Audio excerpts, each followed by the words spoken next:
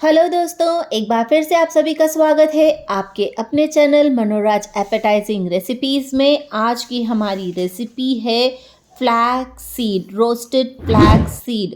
अलसी के बीज को घर में किस तरह से रोस्ट करें कि वो स्वादिष्ट लगे, यही आज हम इस रेसिपी में सीखेंगे। तो चलिए जल्दी से शुरू करते हैं।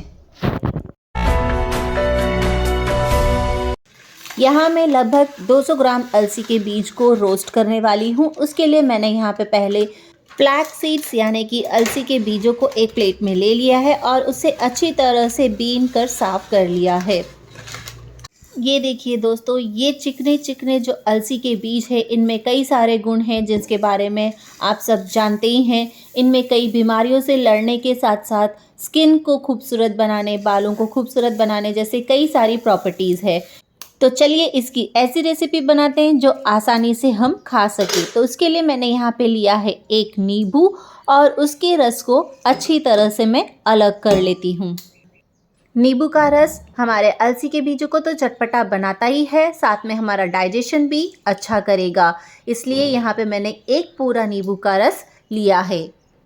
अब इस नींबू के रस में मैं ऐड करूँगी सेंधा नमक। सेंधा नमक हमारा बहुत ही बारीक पाउडर जैसा होता है, इसलिए मैंने यहाँ पे सेंधा नमक यूज़ किया है। और साथ में यूज़ कर रही हूँ आधा चम्मच काला नमक। आप चाहें तो सादा नमक भी इसमें इस्तेमाल कर सकते हैं, लेकिन उसको पीस लें तो ज़्यादा अच्छा होगा। नहीं तो उसे नींबू का रस और पानी में अच्छी तरह से घुलने तक आपको फेंटना होगा और जिसमें समय लगेगा। तो ये देखिए, ये मेरा सेंधा नमक और काला नमक बढ़िया तरीके से इसमें घुल चुका है। और सेंधा नमक और काला नमक की प्रॉपर्टीज़ भी आप जानते ही हैं, ये हमारे डाइजेशन को बहुत ही अच्छा रखते हैं। तो चलिए, अब ये हमारा घोल तैयार हो चुका है। इस घोल को हम हमारे जो फ्लैक्स सीड है, अलसी के जो बीज है, और उसमें डाल देते हैं और अच्छी तरह से मिला लेते हैं। यहाँ पे अलसी के बीज हमारे कच्चे ही हैं और उसमें हम ये पूरा जो घोल है नींबू नमक का, उसको अच्छी तरह से मिला रहे हैं। अलसी के बीजों के लिए कहा जाता है कि रोज़ कम से कम 1 या 2 चम्मच हमें इसके खाने चाहिए, लेकिन सवाल यही उठता है कि इसे किस तरह से आसान तरीके से हमारे डाइट में शामिल करें। तो ये जो भुने हुए हमारे अलसी के बीज होते हैं, ये खाने में बहुत ही आसान और स्वादिष्ट भी होते हैं। तो ये तरीका अपना के देखिएगा, आप कितने आसानी से अलसी के बीज रोज़ खा पाएंगे। चलिए देखिए, ये अब हमारा अच्छी तरह से मिल चुका है। तो अब हम इसे लगभग 2 घंटे के लिए रख देते हैं। उसके लिए आपको इसको अच्छी तरह से इस तरह से फैला के रखना होगा, ताकि जितना भी रस है, नमक है, वो हमारे अलसी के बीज अच्छी तरह से पी ले। ये देखिए, 2 घंटे हो चुके हैं। अलसी के बीज ने अच्छी तरह से जो हमारा नींबू का रस और नमक था उसे पी लिया है। और देखिए, ये बिल्कुल गीले नहीं लग रहे हैं, एकदम फरके फरके से लग रहे हैं। अब इन्हें हम अच्छी तरह से हाथों से और अच्छे से मिला लेते हैं और एक दूसरे से अलग अलग भी कर लेते हैं। ये देखिए, कितने बढ़िया तरीके से अलसी के बीज ने पूरा नींबू का रस और नमक को पी लिया है। चलिए, अलसी के बीज को अलग करने का काम कर लिया है। अब मैंने यहाँ पे चढ़ा दी है एक मोटी कढ़ाई और उसमें डाल दिए हैं ये सारे अलसी के बीज। यहाँ पे मैंने न तेल इस्तेमाल किया है, न घी इस्तेमाल किया है। बिना किसी चीज़ के आपको इसे सीधे रोस्ट करने के लिए डाल देना है।